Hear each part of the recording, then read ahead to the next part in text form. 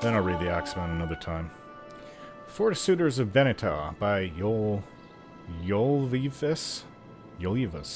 Up until he was 10 years old, Oin Panarphacasis was in an elite group of the very best families of Nisus.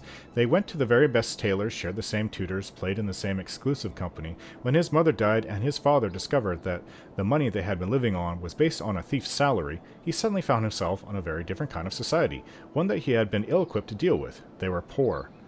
Oin eventually learned to make a living at the only skill he seemed to be well suited for, gardening. In time, he had grown an impressive garden of willow anther, gold kennet, chokeweed, white bloatroot, and trauma shrubs. He had also grown himself into a remarkably uninteresting man. Okay. Aside from his gardening, he had little to say for himself. Unlearned, uncharismatic, unathletic, uncoordinated, and yet he yearned for a girl he had known before all his trouble. A sweet thing with curly locks and a joyous laugh named Benitah Gorgoth. Once, when at play, he had pushed a bully away who was trying to hurt her, and the look of appreciation she gave him was enough to make all his days since then worth their while. As he tended his garden one springtide, not very many years ago, he heard some people talking through the thick, tall trauma shrubs about the marriage of Sidura Indoril, Paflek Mamuna, one of the wealthiest and most respected nobles in Nisus, and Sergio Benitah Gorgoth. His heart fell. She had found another, a mere 9 years since she had given him that look while at play. As spring turned into summer and summer into fall, Oin began to sell. Was it Owen? Owen? Oin? I'm going to call him Owen, that sounds better. So he began to sell his herbs, including some to Kenna Yakin Bale, a prominent healer in town. He had been a tutor to young Benitah and Owen, and told the young man that the lady's husband was not very well. Owen held back his happiness and continued on his errands. Not long afterwards, Sidura and Doro Pavlek Mamuna fell ill and died, despite all the skills of the great healers, including Yakin Bale. When Owen came to deliver the herbs that day, he said, "If you are still in communication with Benitah, please give her my sympathies." "Now," said Yakin, "if I could get a word in with all her counselors, they are trying to find her a new husband, and she made it clear that she will only marry the strongest man in Morrowind." "Who is that?" asked Owen. "Horath the Strong," replied Yakin. "It is said that he can lift a wagon with but his forefinger and thumb." Sounds like a Nord. "You can teach me a spell that will fortify my own strength," said Owen. "I beg you to teach it to me now." "Very well," replied Yakin, "but in return I want your next season's worth of trauma root, all to myself." Owen agreed, and Yakin taught him the spell to fortify his strength. It took him some time to master it, visualizing magicka streaming through his body, pumping through the very fibers of his muscles for a time, giving him strength far beyond the puny power nature had intended. When Owen met Horath on the street of Nisus, he cast a spell and challenged him to a duel of strength. "I am Horath the Strong," said Horath the Strong, predictably. "Witness as I lift this wagon with but my thumb and forefinger," and he did so. "I am Nimlom the Mighty," said Owen, taking some artistic liberty. "Witness as I lift the stable that houses your wagon with but my forefinger," and he too did so. The word went out quickly throughout Morrowind. The strongest man alive was in this province.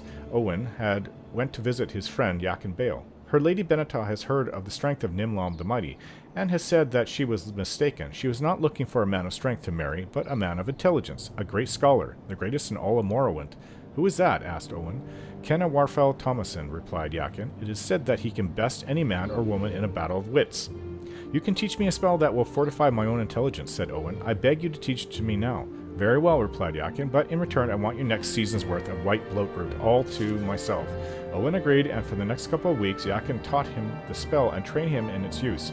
He taught him how to entrench his mind for the sudden assault of awareness and aptitude that would assail it, how to give himself to sudden thoughts and theorems that would invade his consciousness. When he met Warfel Thomason in the Mages Guild of Nisus, he cast his spell and gave the challenge. "I am Kenna Warfel Thomason, and I can prove that Akatosh, Nirn, and Oblivion are one," said Warfel, writing out the mathematical formula that showed it was so. "I am Kenna Zombel Mach Afa, and I can prove that you do not exist," said Owen. He wrote out the mathematical formula, which proved correct, and Kenna Warfel Thomason vaporized on the spot. The word went out quickly throughout Morrowind.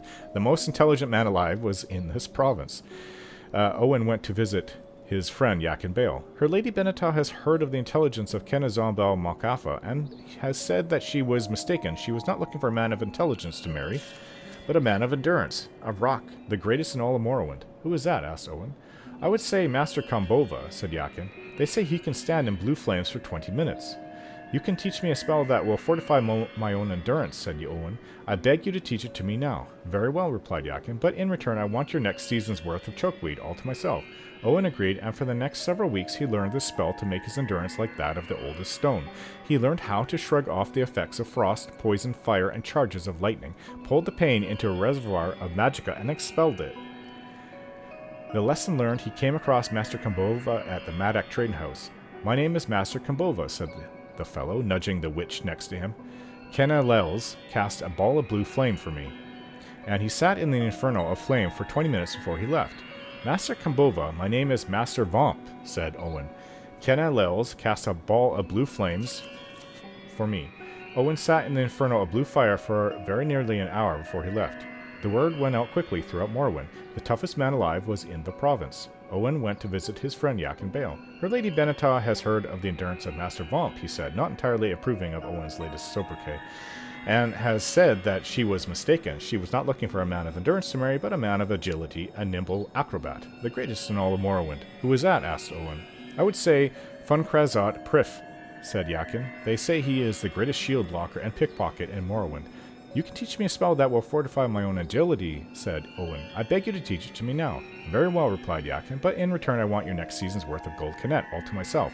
Owen agreed, and Yakin taught him the spells that would fire his impulses with magicka.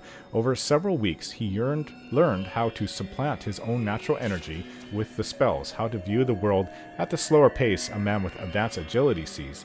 In time, Owen came upon Funkrazot in a field outside the city, doing his regular exercises. Owen cast a spell and approached the acrobat. Ah, behold the power of the amazing Funkrazot Prif, said the aforementioned, and prompted his sparring partner to attack him with his sword. He blocked the blows effortlessly with his shield for 10 minutes, and then revealed afterwards that he had pickpocketed the young man's purse. Very impressive, Sir Prif. Now, behold the power of remarkable Gazaf Moog, said Owen, and prompted Prif's sparring partner to attack him with his sword. After 20 minutes of blocking the man's blows with his shield, he revealed that he had pickpocketed Funkrazot Prif's purse. The word went out quickly throughout Morrowind. The most agile man alive was in the province. Owen went to visit his friend Yakin Bale. The door was closed this time, and he heard voices within. Have you heard about the remarkable Gazuf Moog? Yakin Bale was asking. He sounds like a very promising suitor.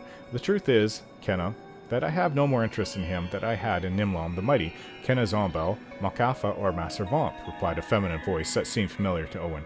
I will have to invent a new test for suitors while I search for my true love. You don't wish to marry the strongest, most intelligent, toughest, most agile suitors? Asked the old healer. No, not at all, said the woman. I had to make some kind of test to rebuff the advances of so many men interested in my money and the money of my late husband. The truth is that I've never forgotten the young boy who was so kind to me when I was a little girl, and so brave fighting off the bullies. His name was Owen Parnaphasis. Owen burst into the room and was reunited with Benitah. They were married at once. A week later, he returned to Yakin Bale and learned how to fortify his personality in exchange for the next season's worth of Willow Anther. Then they lived happily ever after. Much better ending to this story.